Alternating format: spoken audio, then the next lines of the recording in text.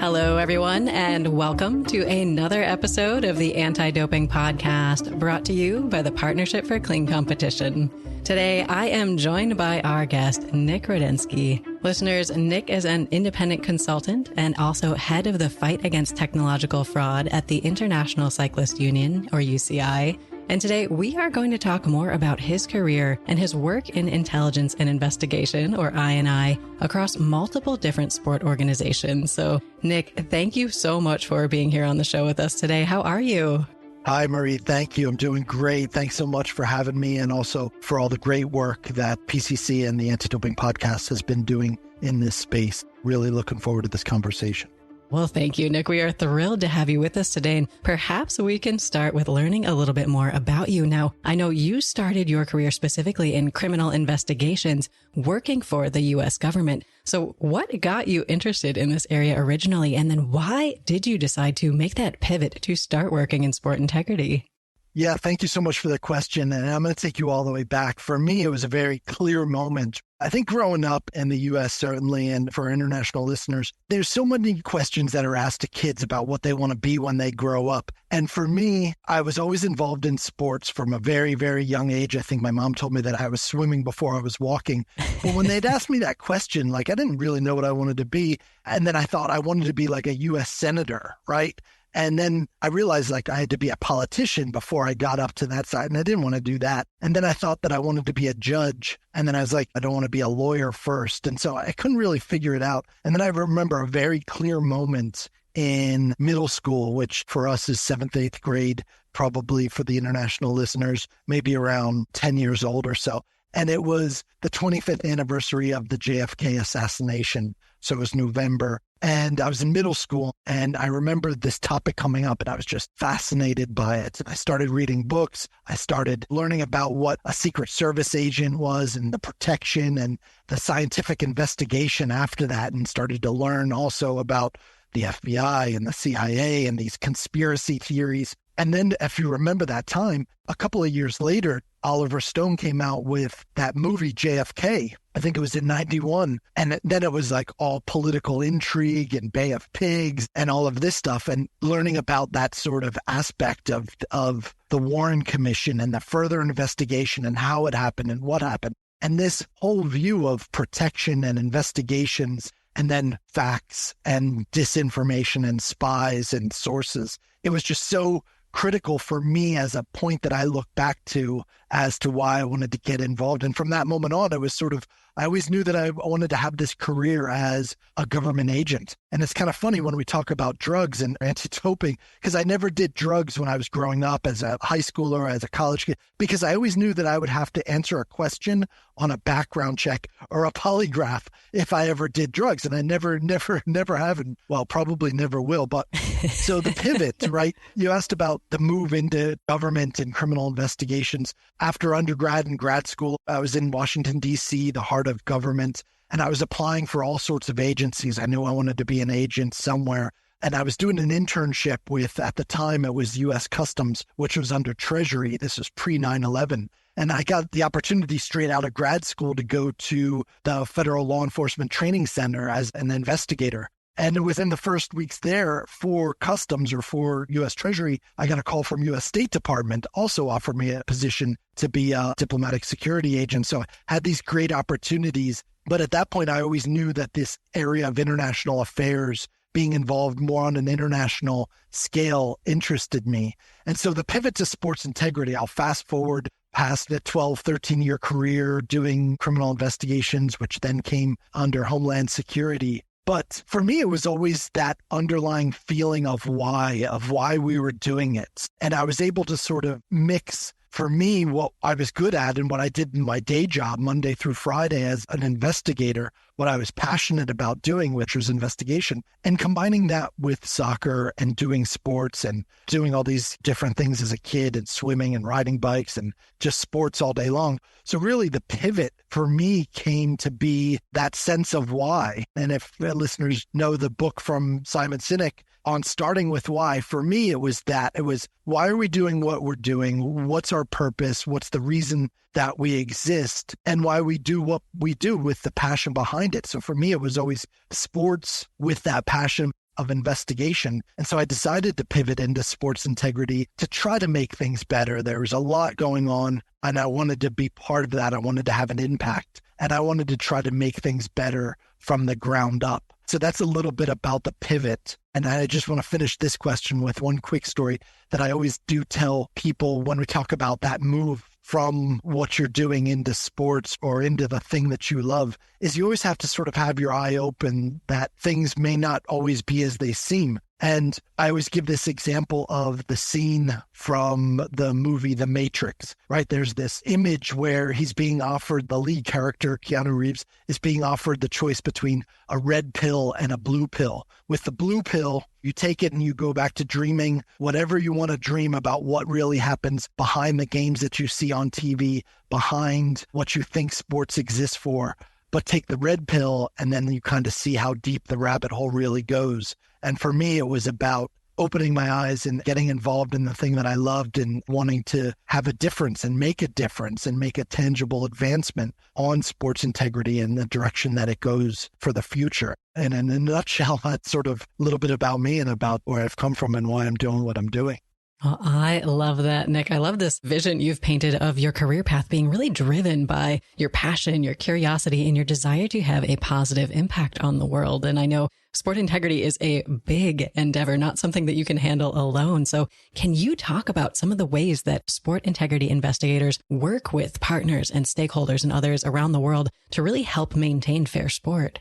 Absolutely. And look, this is the best way to say it. You have to be able to work together with people towards that common goal. Nobody can operate alone.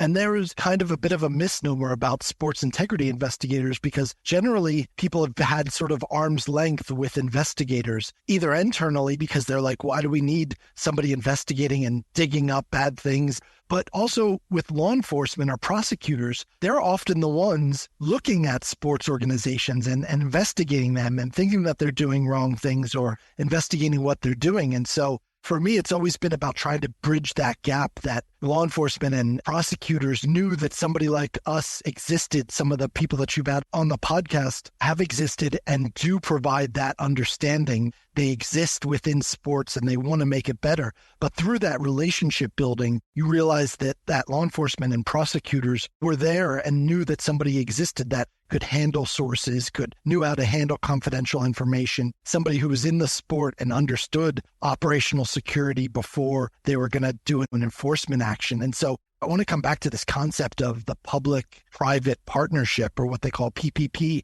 There needs to be that link between what's happening in the private sector in sport with what's happening in the public sector in law enforcement. And they have those powers. They have the investigative ability, search and seizure and subpoena and surveillance, those sort of things. But within sport, it operated differently.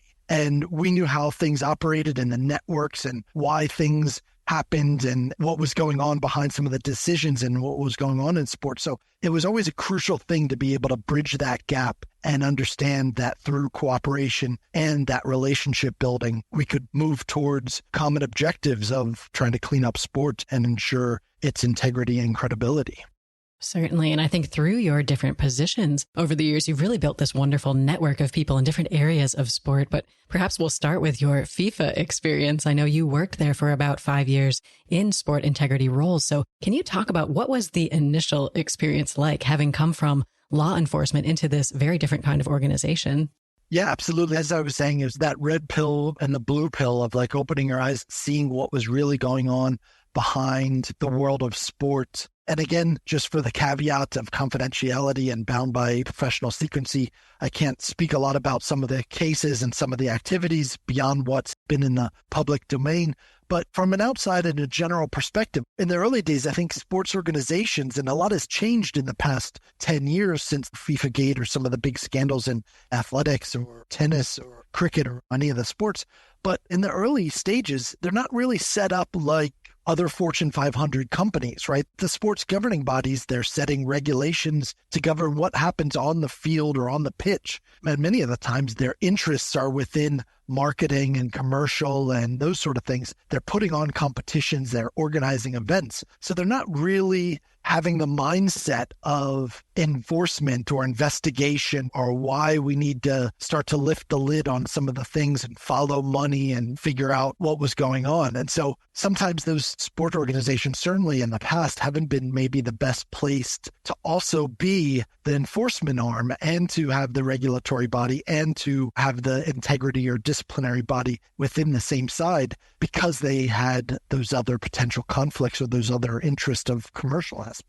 So coming from government, if you can imagine what I was describing before, it was really a big eye-opener. It was certainly a very different place. So for example, like in U.S. government, in Congress or in D.C., you don't have to explain why you're asking for budgetary funding for enforcement operations. They understand, they get it. But in sports at the beginning, it was like, wait, why do you want to do that again? You want to do what with that money? You kind of had to remind and lobby and convince people why this sort of I&I approach was the right thing to do. And I think to a certain extent that continues to be the case of selling I&I, for a lack of a better term, to stakeholders to buy into taking sort of this different approach. So it was really eye-opening to come into the sports world, but certainly never looked back and never regretted the decision. Definitely. And I think we can't ignore that your time at FIFA overlapped with some kind of general integrity issues within the organization at that time. So was it a shock to you when you got to see behind the scenes what was happening? Absolutely. I mean, there are certainly feelings of like, what kind of movie are we in where this international scandals were happening and the reform process and resignations and the big changes that happened and the turmoil and turbulent world of football continued to go. But I was happy. I was sort of reminded that change was positive and that it meant that there had to be a different way to do things and there had to be a way to continue to wake up the sort of sports world. And again, that's been the past 10 years or so. I think it's very different from the world that we're operating in now. Certainly, there's still challenges, but there were certainly some times that I had to pinch myself to figure out what dream world we were in, that things were operating how they were operating. Oh, definitely. And perhaps next you could describe what drove you to accept a new position there at UEFA, the Union of European Football Associations. You spent a few years there before eventually moving more into this anti-doping sphere. And maybe if you could talk about how UEFA was similar to or perhaps different from your experience at FIFA. Again, when it comes to football, certainly geographically, Europe is the heart of football. It's the center of the football, or sorry for our American listeners, the center of the soccer world. It's the most advanced. It's the center of where everything's happening. The best teams, the best leagues, the best clubs, the best players. Everybody wants to go to Europe. So certainly UEFA and the focus on the 55 national associations that made up UEFA in the heart of European soccer, it was the creme de la creme. It was the best governance, the best structures, the most amount of money. And moving there from FIFA, which at the time, it was much more focused on the global game and the global development and building those standards for the rest of the world. And so I was obviously handling a lot of corruption and a lot of match fixing. So I was focused a lot on Asia and Africa. So I was out in Southeast Asia. I was in Southern Africa and Western Africa, seeing the boots on the ground, the real how football is played, how political decisions are made, how the world really works. So really the difference between the two was that global scale, which was always focusing on building that global capacity to rise up to sort of the European level. And in preparing for this, I sort of thought that there was a similarity in this global scale, probably what we're dealing with a lot in the NATO, the National Anti-Doping Organization landscape, where there are some small NATOs that might not be as advanced as some of the bigger, more advanced ones. They don't have a lot of support. They don't have a lot of resources. And so there's a lot of focus also on building that capacity and building that scale to get up to the European or the Western or to some of the bigger NATOs. And so I think that that's a good comparison to think about the world of sport in general, that out in the wider world, there are real on the ground hard truths to deal with in terms of safety and security and political influence and those sort of things that's happening in sport, which makes it a challenge to focus on sports integrity for sure. Absolutely. And Nick, I like that you have these different chapters of your career. And in the next chapter, you joined the International Testing Agency as head of intelligence and investigations. Can you maybe talk about what were some of the main differences then, now that you were at ITA, compared to the work that you had done previously in soccer? Yeah, this is great. And unfortunately, anybody who's had to listen to me give a training course in this exact topic on investigations in sports, I try to describe the difference between, let's say, you have the match fixing landscape. So this landscape of the world of soccer and what I was doing in match fixing and combating corruption through betting and through online gambling.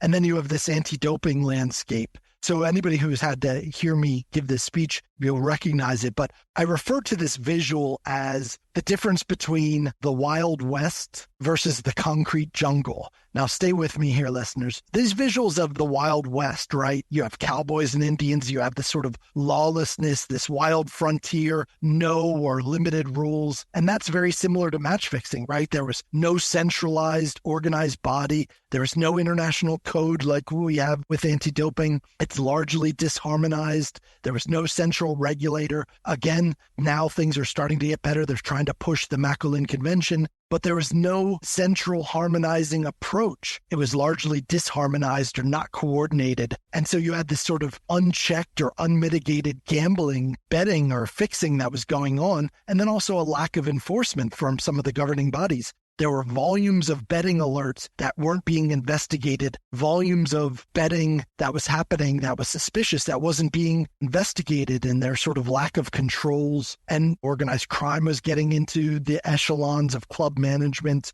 owning players, Asian crime syndicates again. So I'm trying to paint a very disparate picture of this widespread fixing. And the biggest distinction here between the Wild West and the concrete jungle was there was no standard test to say whether a match was fixed or not, which you had in anti-doping. So that's the match-fixing world, the Wild West. So picture for me, if you can, the overview of New York City or St. Louis or any major city. That's the concrete jungle, right? It's chaos. However, it's organized. There are streets, there are avenues, there's structure, there are subways. And that's, for me, that view of the world of anti-doping. It's existed for the past 20 plus years. There's a doping test. It's been standardized. It's been harmonized and accepted as evidence at CAS. It's heavily regulated. There are international codes. There are standards. There's oversight bodies, NADOs, integrity units. You have the work that the PCC is doing. There's research. There's funding. There's grants. There's international conferences. There's conventions, UNESCO. There's 25 plus years of development, but it's still a concrete jungle, right? It's still structured and established, but it's structured in a way that's still very, very large and unwieldy at times. And so when you look at this concept between the two, I remember being in a match fixing unit and we were co-located with the anti-doping unit. And I remember looking over that proverbial fence in anti-doping and being like, wow, look, they have a code and they have regulations, they have standardization. Oh, wait, they know where all the athletes are for this. What is this thing called whereabouts, right? I looked enviously at all these tools and techniques about what was going on. There was documents outlining the independence of NADOs, and there was so much more advancement, which we didn't have at the time in match fixing. And so this was really quite significant in framing coming from more of an unstructured, unharmonized fight against match fixing to what the view is in the anti-doping landscape. And so hopefully I painted for you and for the listeners this sort of visual about what I think it looks like between those two things. Absolutely. And I think once you made the jump to the International Testing Agency, was the grass greener on the other side? A bit of a loaded question, right? You always wonder when the grass is greener because I think it was much more prescriptive, right? There was do this, don't do that. This is how you have to do it.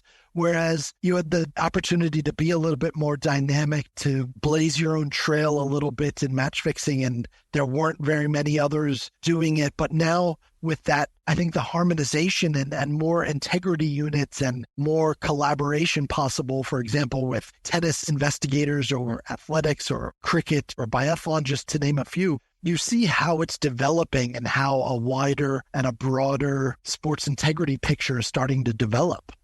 Absolutely. And I think that's a perfect segue to talking about some of the shifts that we're seeing overall in the anti-doping and sport integrity landscapes, where they were talking about some of the NATOs or other international federations or even governments are starting to tackle sport integrity kind of on a higher, broader level. So Nick, can you share your thoughts on this maybe separation of anti-doping from other areas of sport integrity or the moving towards the future of potentially combining them? Yeah, absolutely. And just to make it clear, like this is entirely my views, right? I'm not representing any other organizations by saying this, but I think this is how the future should be going, right? Taking this wider, multidisciplinary approach to sports integrity. When governments establish a center in sports integrity, sometimes then they ask them to take on match fixing as well, to take on safeguarding or combine that. There existed as an anti-doping organization, but can they also then take on some of the wider sports integrity areas? And so it's important to make sure that we don't live in a bubble, that it's not isolated, that anti-doping investigators or match-fixing investigators or ethics or safeguarding investigators, that there needs to be that uniform professional approach. And yes, many of them are different. Many of them have their own nuances, but largely it's the same skill set for an investigator. Similarly, when you're taking an intelligence-based approach, it makes sense to have that joined up, collaborative, and holistic approach to sports integrity. And so when we talk a little bit about taking an intelligence-based approach, you can tell me that other areas of sports integrity wouldn't benefit from looking over that proverbial fence or the grass is greener and figuring out what works in anti-doping, what might be able to be improved in other areas. And then there are those leading organizations that are starting to embrace that across the landscape. And that's really, really what should be that way forward of thinking about this. Again, just for the listeners to really understand what I mean by intelligence, in the anti-doping space, that's getting out in front of the violations, not waiting for the positive test to come back and then trying to pick up the pieces in terms of investigations. Getting out in front and developing sources of information, the methods, the methodologies, being proactive. Whereas investigations, the other eye of the proverbial I&I, can be proactive, but it's largely reactive in an investigation of an incident that happened. And so to sum up, I just really want to stress that taking this I&I approach is something that I would want to see more widely embraced across the sports integrity landscape, that we have a joined up, collaborative, holistic approach and an integrated approach to sports integrity. Certainly. And Nick, do you have thoughts on maybe what some of the important considerations are for this transition, for successfully moving from these silos of different areas of integrity to a more integrated, holistic kind of approach? One of the first things is that we have to do it with the idea of the political will to do something about it, to have the people in the C-suite making the decision. And I remember I attended a conference a few weeks back on a different topic, and the CEO took the floor and talked about how he had his investigators at the forefront of all of his thinking and all of his mindset. And I was just looking in awe of having a leader not thinking about commercial impact, not thinking about commercial aspects or about having the negative stuff come out, but wanting to really lean into taking an intelligence-based approach. And so for me, it's a lot about having that political will to say, this is what we're going to do, this is how it's going to function, and this is how we're going to go forward.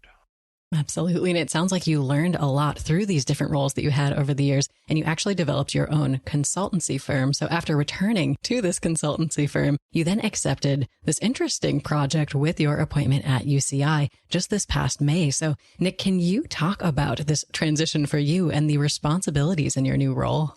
Yeah, absolutely. And first about the delivery of independent integrity services, right? This consultancy role is about helping stakeholders and organizations identify a problem. And once they identify a problem, then say, what are we going to do about this? How can we push forward on taking an integrity approach to certain activities in sport? And so while things are still very new in my role at the UCI, only about a month and a half into it, it's a very fascinating project. And I certainly commend the UCI leadership for taking such a forward-thinking approach. And it's a fantastic opportunity when you look at it in terms of breaking new ground in the sports integrity space, thinking about the concept of cheating in sports, where somebody would put that concept of putting a motor into their bike to power themselves up a hill or make themselves go faster. It's just so far against what any of us can fathom, but it comes back to the concept of cheating in sports. And there's cheating to win and cheating to lose. So taking this sort of new I&I approach in technological fraud or motor doping, as you could refer to it, it's really fascinating, but it's still early days. So be sure to continue to watch this space for more from me and as this develops. Absolutely. And as you're getting more settled into this role, are you finding that the investigations process, or what you have to do, what you have to think about, is different when you're dealing with technology versus substances and methods?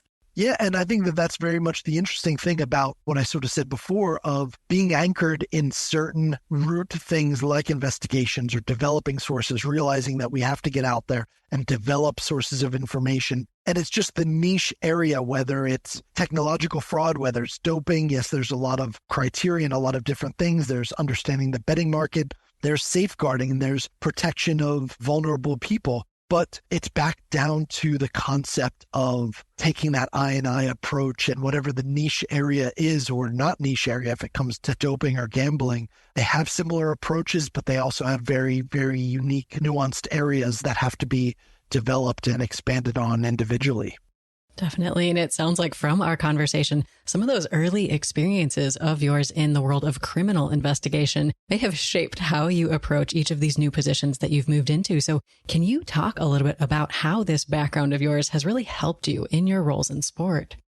It absolutely has helped me to be able to separate fact from fiction or the conspiracy to the facts.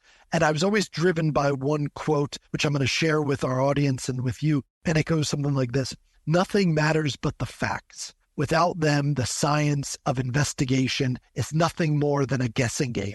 And I always love having that up, and I had it at my office in the old days. It was just behind me and always guided what we were doing, because we have a lot of information and a lot of noise and a lot of influence as to what we think is going on, but it really comes back to those facts. And I think with my background in criminal investigations, understanding that transnational organized crime perspective helped me view the world and understand how things work and why some things happen. And there's often interconnected things that occur, certainly in the sports world. And it's important for us to remind ourselves that sport doesn't happen in a vacuum. It's a representation of the society in which it exists. And so all too often, the sports world or the sports federation landscape, while it's a niche area, but having that understanding of how sports works in a global context, in a national context, in a political context, despite what some people may want to say or dissuade from thinking, but it's good and it's also sometimes bad. And you understand that there are sometimes some negative things that come out of that. But having that background in criminal investigations and understanding the international aspects of sport certainly helped me prepare for where I'm at. Definitely. And I know earlier in our interview, we talked about some of the collaborations and partnerships. And I think in some cases, these two worlds collide, the criminal investigations internationally and also the sport anti-doping and integrity world. So what has that experience been like interacting with people who represent this past you? Yeah, it's very interesting because it's trying to remind people that, look, I understand where you're coming from. I understand that there's some distrust of sports. You've been investigating sports. I remember sitting down with a prosecutor who was very near and dear to me.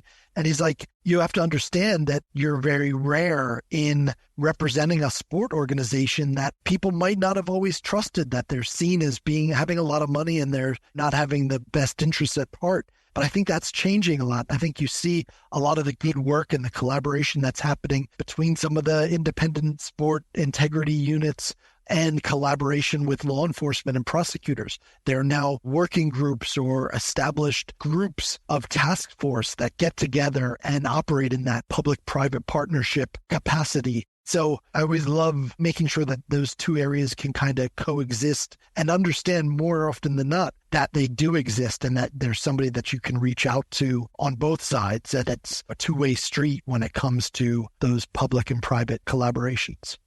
Absolutely. And I think throughout our conversation, we've touched on the topic of change. I think the area of sport and particularly anti-doping is constantly changing and evolving over time. So even just the time span of the course of your career so far, what have been some of the major changes that you've witnessed?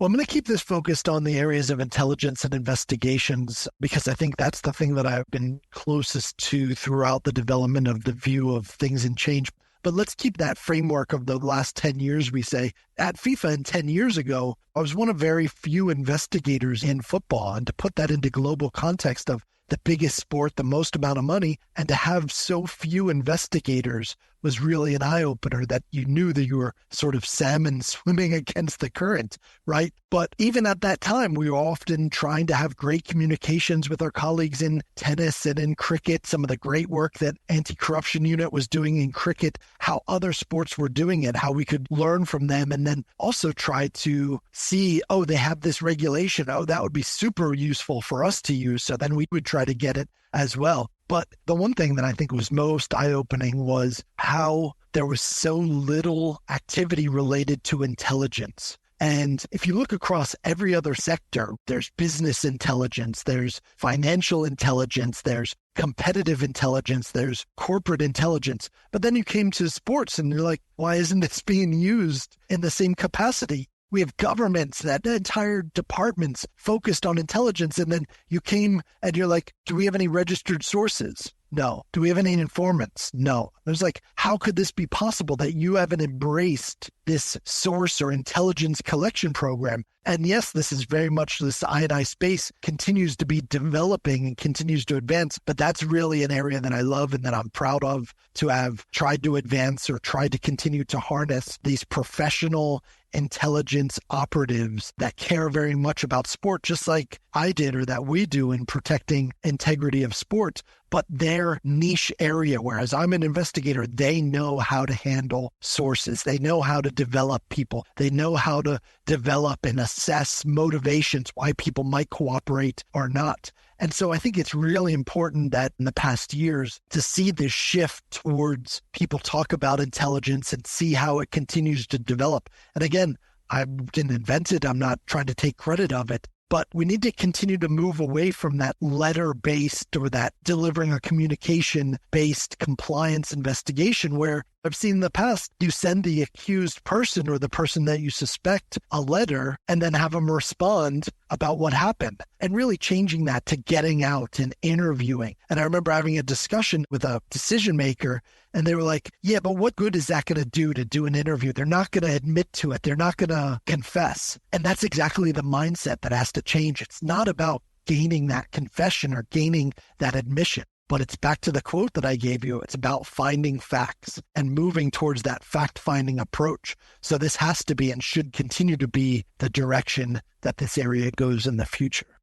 Definitely. And I think, Nick, when change begins, it can often be slow and really difficult to start getting momentum. But once you get momentum, sometimes things can really be rolling along. So do you feel like the pace of changes or advances in the I&I, the intelligence and investigation world, are accelerating? I think it is. Maybe it's not as fast as some would like, and maybe it's not as aggressive or as forward-leaning as some would like. But for example, in the anti-doping space, I think a monumental shift that's coming up is going to be separating the international standard for testing and investigations into international standard for intelligence and investigations. I think the development of moving past only having very few mentions of the requirement to conduct intelligence and conduct investigations into its full-blown I&I standard is going to be very significant for the development of this, certainly in the anti-doping space. Well, we've talked about some of the big changes. I think there's also big challenges in sport and specifically in intelligence and investigation. We've hinted at a few of them throughout our conversations, but what do you see, Nick, right now as some of the biggest challenges or problems that remain in sport related to whether it's anti-doping or specifically intelligence and investigations?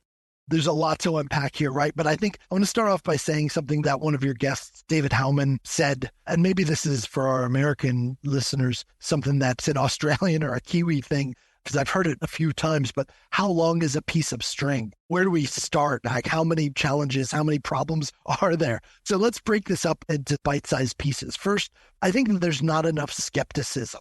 I think we have an over-reliance on the sort of results management or the adjudication process where we're not taking enough of a skeptical approach with the information being provided. We continue to train case handlers or the legal team to incorporate the investigators. Investigators naturally take this critical thinking approach. And so we have to change a little bit to the skeptical approach, which is critical. It's what the objective investigator brings to the table and viewing it from that neutral perspective. But again, just to be clear on what I'm talking about, a skeptic is somebody who is willing to question any claim to truth, asking clarity in definition, consistency in logic, or adequacy of evidence. So from an anti-doping perspective, the ability to question these claims of truth are very critical for investigating officers who may be presented with, on a nearly daily basis, people who are caught doping, and they may not be, surprise, surprise, inclined to tell us the truth about how a substance entered their system in risk of protecting their own interests. So we have to really support this with empirical evidence, which eliminates that biased conclusion and leads us to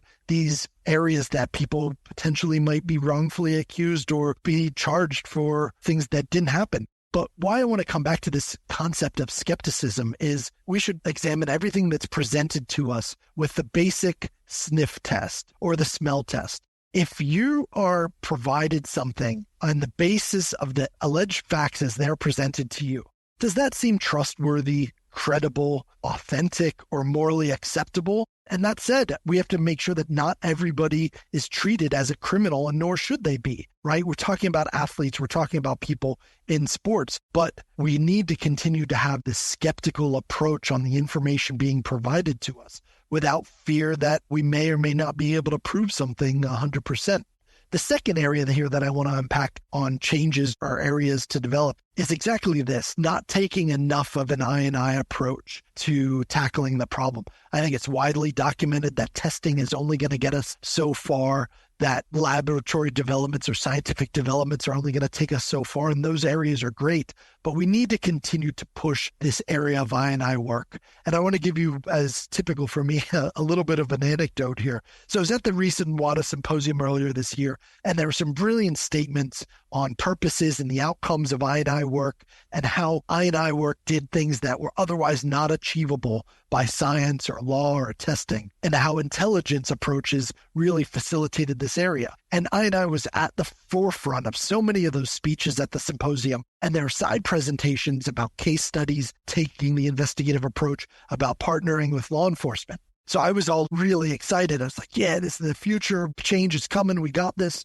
And then I go to a break. I go to a coffee break or lunch or whatever. And I was speaking to a stakeholder, a partner at the coffee break. I was like, hey, did you hear that? That's really great. And I asked, was their decision maker in the room? Was their principal in the room to have heard that? And to my dismay, no, they weren't. And this is, again, only one example, but it's so often that the decision makers, those who control budgets or staffing decisions, they're not there to hear the value of what I&I brings to the table. And so we can continue in this sort of echo chamber of like-minded people saying how great I&I is and how important it is. But we need to continue to have an approach to convince the C-suite level areas of the value that it brings. And speaking truth to power, that it costs money, that taking this I&I approach does cost money, and it causes a change in mentality and that devotion of resources. So some people are really leaning heavily in this area, some great NADOs,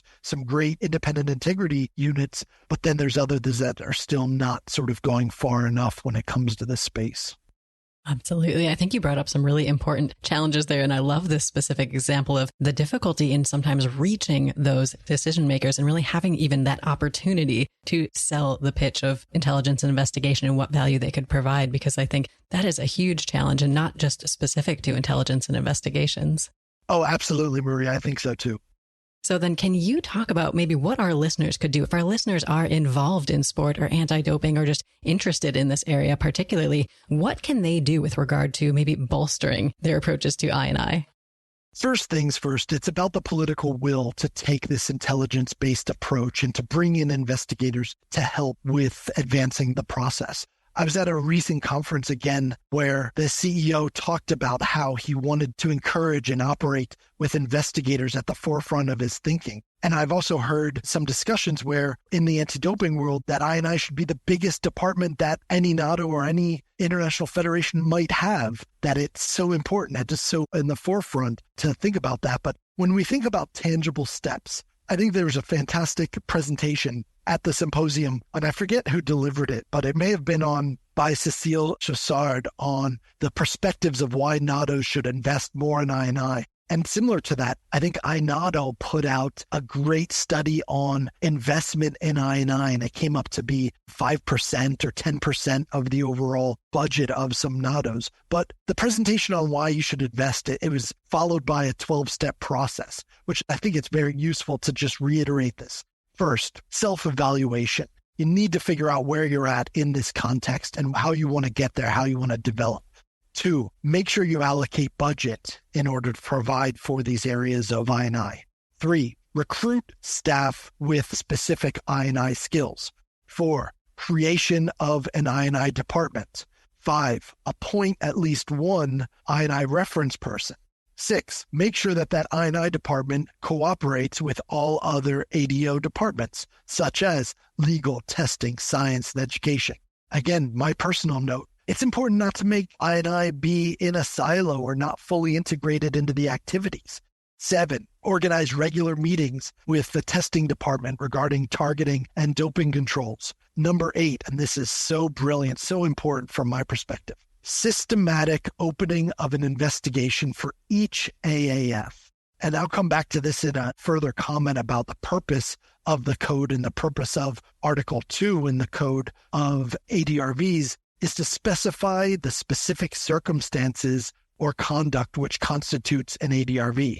So this systematic opening of an investigation for each AAF, so critical. Number 9, document database. Make sure you have in one place all the text, all the legislation, all the jurisprudence, or all the MOUs in a country that have legal mechanisms for you to share information. 10, establish a connection with law enforcement. Organize regular meetings and reciprocal training. Have them understand what doping is, what an I&I perspective is, what you can bring to the table, and understand their areas of importance. 11, if necessary, encourage and participate in the preparation of legislation and MOUs. Aim is to increase the investigative framework and the powers between NADOs and law enforcement. And finally, if you're still with me and haven't tuned out, develop a network of investigators at a local level to provide territorial intelligence and investigations network. And so in a nutshell, it's very straightforward. It's very sort of simple, but there has to be political will. There has to be budget. There has to be that decision towards staffing to take this intelligence and investigative approach. Certainly. And Nick, I really like that these are very discrete, actionable steps that you can sort of like, did we do it or did we not do it? Yeah, absolutely. There's no room for interpretation there. No, it's almost a checklist, right? Okay, what do we got to do next? Now, we've discussed a bit of the history and also some of the changes that have really brought us to the current state of intelligence and investigations, but I'd love to shift our focus and talk a little bit about the future. So, Nick, what do you anticipate the future of I&I will look like? One, I think there has to be the conduct of more robust investigations. Again, as I mentioned, and I'll reiterate it, the purpose of Article 2 is to specify the circumstances and conduct which constitute ADRVs, right? So the question, or rhetorical question almost, is how can we specify the circumstances and the conduct when we're not following that up with robust intelligence and investigations? Again, this overly relies on only the management of results rather than the investigations to support the adjudication or the management of those results processes. And so there actually has to be an actual focus across the entirety of the anti-doping spectrum to harness investigations and not only focus on litigation or a legal compliance approach, but we have to continue to progress with I&I's involvement, not only in word, but also in deed. The second area for me is changing to a prosecutorial mindset, right? To date, I think that's been very compliance-based, very focused on processing and pushing out the docket of cases. But what I was describing before about taking that skeptical or that prosecutorial mindset, having somebody with a mindset to prosecute and want to take forward cases is so important for actually advancing this. And again, I think international standards for I&I will be a good direction, but there's also a core group of stakeholders that are leading in this direction, and that this direction continues to need to be embraced. One area that's very near and dear to me is advancing and acting on tips, whistleblower information, proactive reporters, information that comes to your whistleblower reporting platform. again, they've been very critical for some of the work that we've done in the past and will be in the work that we do in the future. But again, I want to highlight that we have to get past this idea that whistleblowers or proactive reporter reports can't be actioned unless the person provides evidence, right? We need to move away from that thinking that somebody who's a very brave person has already come forward, has already taken the hard decision to come forward to a sporting body or to a government to report. And that's a massive thing to do. And then for us to sort of sit back and say, well, we expect you to have the complete package of having the evidence in hand and that it's all wrapped up with a nice shiny bow for us and all complete. Like, we can't operate in a way like that. We need to continue to do our job in taking those tips and indications and taking it forward. So for example, and to be concrete about this, I've heard or seen cases where a reporter will come forward and say, doping is happening by X, by Y athlete, and maybe having enough information to describe the method or substance. And then the handler, the source, said, well, they didn't provide evidence, so we can't pursue it. But again, we need to remind ourselves that the code holds that we must vigorously pursue potential ADRVs. Not only pursue it when there's enough information or when the package is nicely bow wrapped with sprinkles on top, but we need to be able to pursue that. Not only when there's not enough resources or when we have too many other cases to tackle. That's really a disservice to what we're supposed to do here. And again, just to wrap up this area, there needs to be more resources. There needs to be more intelligence mindset, more analysts, more investigators to drive this forward. And finally, to answer a key area that I think is going to drive the future is leaning into AI, to data analysis, to performance analysis, and help those decision-based areas drive how we take policy decisions, how we focus resources, and where some of our biggest threats are. So those are some of the areas that I think are really going to bolster the approach of tackling and anticipating the future of I&I. Certainly. And Nick, I think you brought up an important point in particular with the idea of the tips in the whistleblower reports that are coming in, because I think the more that you use these tips and whistleblower reports, the more you're likely to sort of create this feedback loop where people see that action is being taken, that these are of value to you, and you might see more and more of that kind of information coming in. 1,000%, Maria. And I think this is so critical for people to understand. As sporting organizations, whether we like it or not, we continue to need to build trust to the public, to the athletes, to the people coming forward, certainly to somebody who's taken the decision to come to us with information, that we need to provide trust and provide that understanding. Wow, they do want to hear from me. It's not just a tick box exercise. It didn't go into the bottomless pit of referrals or tips, right? That we are getting back to them, that we are saying, we want to hear from you. Yeah, you may not have further evidence, but thank you so much for coming forward. And so I think that embrace, having them understand it and building that trust that there are people out there that do care about the future of sport and the integrity of sport, and that it's worth fighting for. And so reminding them that there are those good people out there that want to continue to uphold and preserve the integrity and credibility of sport. Absolutely. I think that's critical. And I think throughout our conversation, we've hinted at least that there are a variety of different challenges that you face. And I think oftentimes a lack of resources prevents you from addressing some of these big challenges. So Nick, if we took away the barriers and you had all of the resources you could possibly dream up, is there one particular problem, whether it's in anti-doping or if it's in intelligence and investigation or another area of sport integrity, that you would want to solve most? Maria, I'm a huge fan of this podcast. I love this question that you pose to everybody. And for me, it's certainly the most interesting part. When you assess some of the other answers from the experts, they sort of dance around, well, I would do this and I would do that. But if it's what we should be doing to solve the problem, then that should be the focus. We shouldn't be limited to, yes, there's resources, but that should be the strategy and that should be the focus. I'm going to impress upon you a story I just recently heard. And the keynote speaker asked this question, and I loved it so much. It sat with me for several weeks, and I want to share it with you and certainly with the audience. And it was in a particular topic and in a particular field that certainly has resonance with what we're discussing. And he challenged the audience by saying, would you be impressed? Let me put this in the context of anti-doping. So if you were a doper or you're an international covert doping regime, and you're supporting widespread doping of athletes without being caught, would you be impressed by the current status of our fight against doping? If you were an athlete looking at the anti-doping landscape, would you be impressed? Right now, I really love this idea about challenging ourselves with anything, and we can play fill in the blank. If you were a fill in the blank, would you be impressed with the current state of play? So if you're a criminal money launderer, would you be impressed by the financial controls set up to stop money laundering? If you were a match fixer, would you be impressed by what we as governmental bodies and governments were able to put together? So again, I want to challenge ourselves to ask ourselves, would we be impressed with what we're doing? And if the answer is no, then we have to start to tackle that.